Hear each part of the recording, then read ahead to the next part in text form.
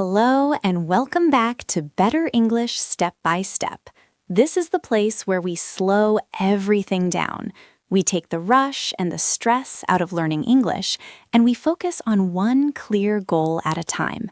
If you are looking for a calm, comfortable way to improve your listening and speaking, you are in the right place. I am Sarah, and I am here to guide you through today's lesson. And hello, everyone. I am Mark. It is great to be here with you. Today, we have a topic that I know causes a lot of headaches for learners. We are going to talk about phrasal verbs. Now, I know that just hearing the words phrasal verbs can make some students feel a little bit nervous. That is so true, Mark. I think the problem is how they are usually taught. Often, you get a long list in a textbook. You see a list of 20 verbs that start with get or take, and you have to memorize them one by one. It is boring, it is difficult, and honestly, it does not work very well because the words do not stick in your mind. Exactly. Our brains do not like random lists. Our brains like stories. We like connections. So today, we are going to do something different. We are going to throw away the list. Instead, we are going to live through a full day in English. We are going to start in the morning, go through a work day, enjoy some social time, and finally go to sleep at night. By the end of this hour, you will have practiced about 20 essential phrasal verbs. But you won't just memorize them. You will understand where they fit in your physical routine. We want you to link these words to your daily actions. So when you wake up tomorrow, the English words will be right there with you. Are you ready to get started? I am ready. Let's start at the very beginning of the day. The sun is coming up, you are warm in your bed, and then, suddenly, that noise happens. Your alarm clock rings. But in natural English, we rarely say, "My alarm rang." Sarah, what do we usually say? We say, the alarm went off. The phrasal verb here is go off. G-O, go, and O-F-F, off, to go off. Now, this is a little strange, isn't it? Because usually off means to stop power, like turning off a light.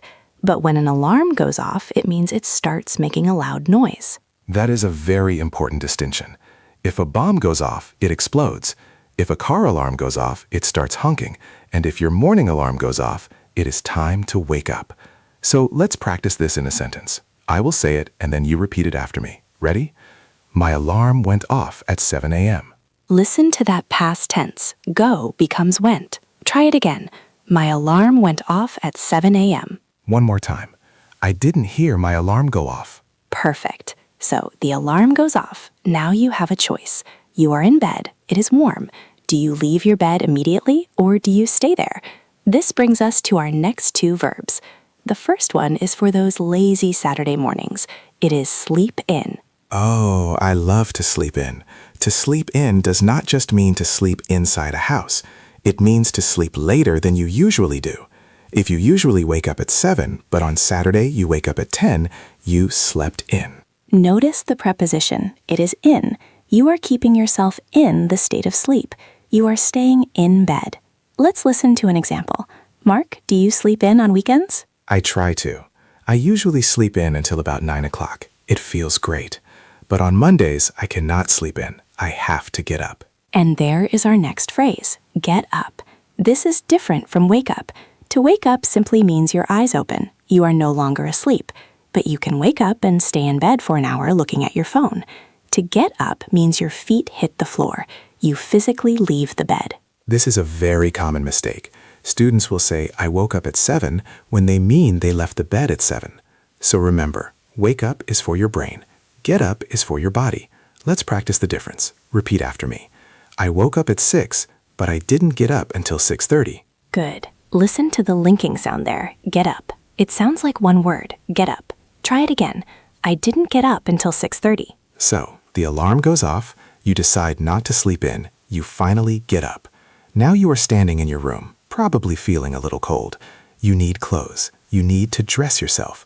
We have a great phrasal verb for doing this quickly. We say, throw on. Throw on. To throw, T-H-R-O-W, and on.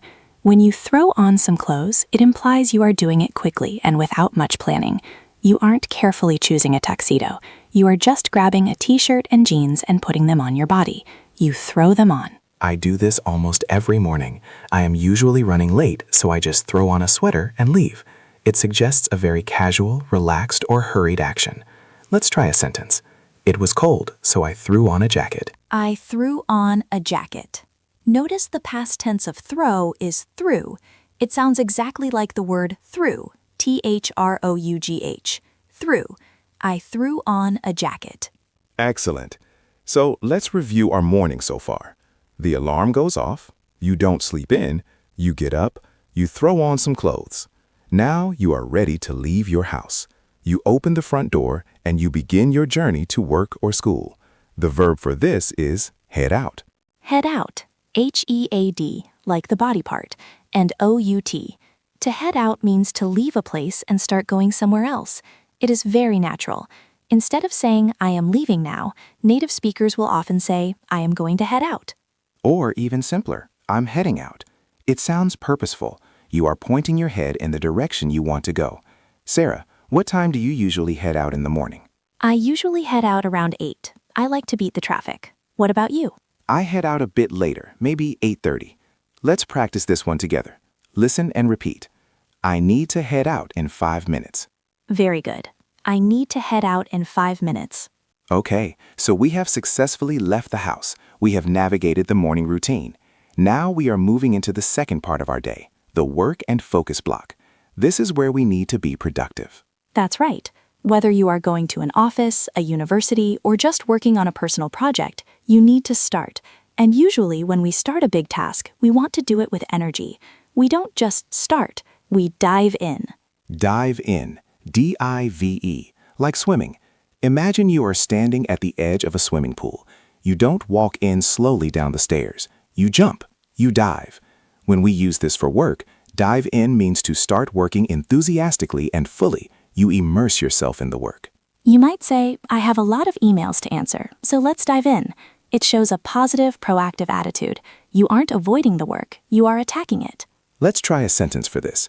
Imagine you have a big project on your desk. You say to your colleague, let's grab some coffee and dive in. Repeat that after me. Let's grab some coffee and dive in. One more time. We wasted enough time. Let's dive in. Great. So you have dived in. You are working. But suddenly you are in a meeting, your boss is speaking, or your professor is giving a lecture. You need to write down some important information so you don't forget it. The phrasal verb here is note down, or sometimes jot down. Let's focus on note down, N-O-T-E. It is very similar to the noun note. To note down means to write something quickly on a piece of paper or in your phone. It isn't writing a novel, it is just recording a specific fact, a number, or a name. You might hear someone say, hold on, let me note that down. It implies, let me save this information. It is very useful in professional settings. If you don't note it down, you might forget it. Let's practice. I noted down his phone number. Listen to the past tense ending, noted, noted down. Repeat after me. I noted down his phone number. Make sure you note down the deadline. Very good. Now you have noted down the instructions. The work is getting difficult. Maybe you are feeling a little distracted. You want to check social media, you want to look out the window, but you know you must focus. You need to work very hard and very seriously. For this, we use the phrase knuckle down. This is a funny one. Knuckle down. K-N-U-K-L-E. Your knuckles are the bony joints in your fingers. Imagine you are making a fist, ready to work hard. To knuckle down means to start working seriously after a period of relaxing or wasting time. It means applying yourself with determination. Exactly. Maybe you spent the morning drinking coffee and chatting. Now it is 11 a.m. You say to yourself, okay, playtime is over. I need to knuckle down.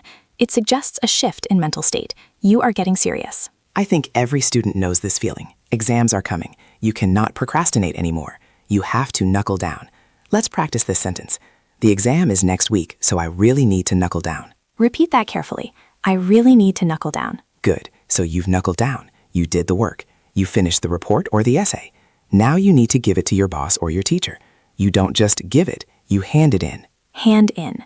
This is the standard phrasal verb for submitting work. You hand in your homework. You hand in your resignation. You hand in a report. It involves the physical act of using your hand to give the paper to someone of authority. Even in the digital age, we still use this. If you email your assignment to your professor, you can still say, I handed in my assignment. It carries the meaning of submission. Let's try a practice sentence. I have to hand in this report by Friday. Repeat that. I have to hand in this report by Friday. And one more in the past tense. I handed it in yesterday. Notice the object it goes in the middle. I handed it in yesterday. Try that. I handed it in yesterday. Perfect. Now, we have one more verb for the work section, and it is a warning.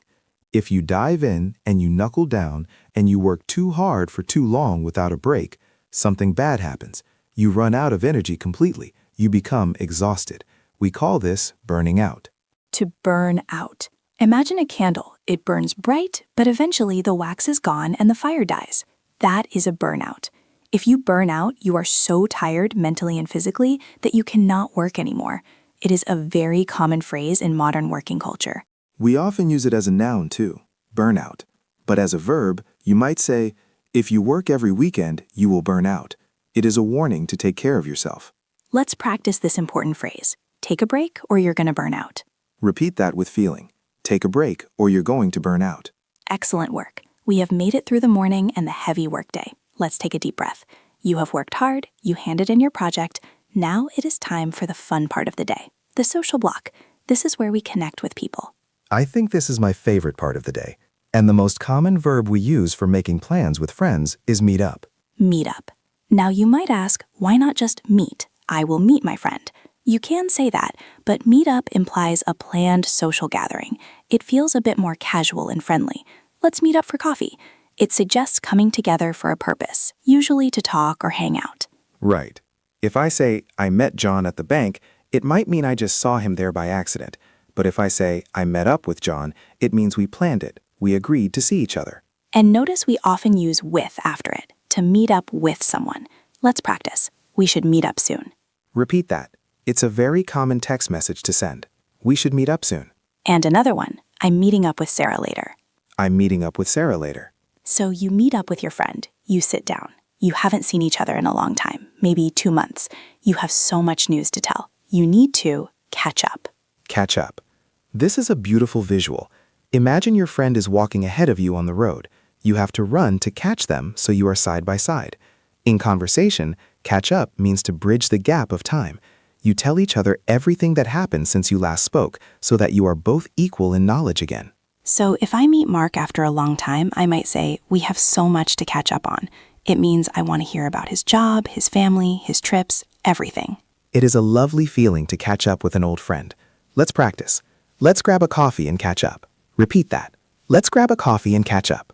Now, let's imagine this meeting wasn't planned. Maybe you didn't meet up. Maybe you were just in the neighborhood and you decided to visit your friend's house for a quick hello. We call this dropping by. To drop by. D-R-O-P. Drop by. This means to visit someone informally, usually for a short time, and often without a strict appointment. It sounds very low pressure. You might say, I was in the area, so I thought I'd drop by. Or if you want to invite someone casually, you can say, feel free to drop by anytime. It makes you sound very welcoming and relaxed. Be careful with this one in some cultures. In some places, you should never just appear at a house. But in English-speaking cultures, especially between close friends, it is quite common. Let's practice. I'll drop by your house later to return your book. Repeat that. I'll drop by your house later. Good. Now imagine you have made a plan for the weekend. You are going to a concert or maybe a really nice restaurant. You feel excited about it. You are thinking about it with happiness. The phrasal verb for this is look forward to. Look forward to. This is one of the most important phrases in English, specifically for grammar. We say look forward to, and then if we use a verb, it must end in ing. This is a rule that many advanced learners still forget. Yes, we do not say, I look forward to see you. That is incorrect. We say, I look forward to seeing you. We do not say, I look forward to go on holiday. We say, I look forward to going on holiday. You are looking forward to the noun or the action. It means you are excited about a future event. It is very polite and positive. You use it in emails often. I look forward to hearing from you. But socially, it just means excitement. Let's practice this grammar carefully. I will say a sentence and I want you to focus on the ing sound at the end. I'm really looking forward to the party. Repeat that. I'm really looking forward to the party. Now with a verb. I look forward to seeing you. I look forward to seeing you. Great! Don't forget that ing. Now for our final social verb. You are hungry. You don't want to cook. You want to go to a restaurant. We simply say, eat out. Eat out. It is very literal. You eat outside of your home. Do you want to cook tonight? No, let's eat out. It usually implies a restaurant, not just a picnic. It is a treat. It is nice to eat out on a Friday night. Let's practice this short one. We eat out once a week. Repeat. We eat out once a week. Okay, let's pause and review our social block. You meet up with friends. You catch up on the news. Maybe you drop by their house. You look forward to your plans. And when you are hungry, you eat out. Sounds like a great day, but now the sun is going down. The day is ending. You come back home. You are tired. It is time for the final part of our routine, the evening and night block. This is the time for relaxation. You walk through the door, you take off your shoes, and you want to shift from work mode to relax mode. The perfect verb for this transition is wind down. Wind down. W-I-N-D. Like the wind? No, pronounced wind, like winding a clock. In the old days, you had to wind a clock up to make it run. When the energy was gone, it would wind down. It means to gradually relax. You don't just stop instantly. You do it step by step. You might wind down by reading a book, or listening to music, or maybe watching this channel. It is the process of calming your brain before sleep. I usually wind down by watching a bit of TV. What about you, Sarah? How do you wind down? A cup of herbal tea and a book. That is my way to wind down. Let's practice. I need an hour to wind down before bed. Repeat that. I need an hour to wind down before bed. Now, as part of winding down, you probably need to stop using your electronics. We mentioned go off for the alarm starting. For the phone or the computer stopping, we use switch off or turn off. But switch off can also apply to your brain. Yes, switch off means to push the switch to the off position. Switch off the lights, switch off the TV. But figuratively, if I say, I just want to switch off, it means I want to stop thinking. I want to stop worrying about work. I want my brain to be quiet. That is a great usage. It is hard to switch off after a busy day. It means it is hard to stop thinking. Let's practice the literal one first. Please switch off the lights. Repeat. Please switch off the lights. And now the mental one. I had a stressful day and I just need to switch off. Repeat. I just need to switch off. So the lights are off, you are relaxed, you are ready to get into bed. There is a lovely, slightly old-fashioned phrase for going to bed that sounds very cozy. It is turn in. Turn in. I think I'm going to turn in. It simply means I am going to go to bed. It suggests you are ending the day. It feels much nicer than just saying I go to sleep. It feels like you are wrapping yourself up for the night. It's a very gentle phrase. It's getting late. Let's turn in. Let's practice.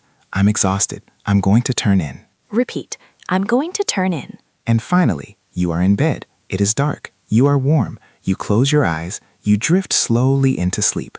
The verb for this accidental, slow entry into sleep is doze off. Doze off. D-O-Z-E. To doze. This often happens when you are watching a boring movie, or maybe sitting in a warm chair. You don't plan to sleep, but your head gets heavy and you doze off.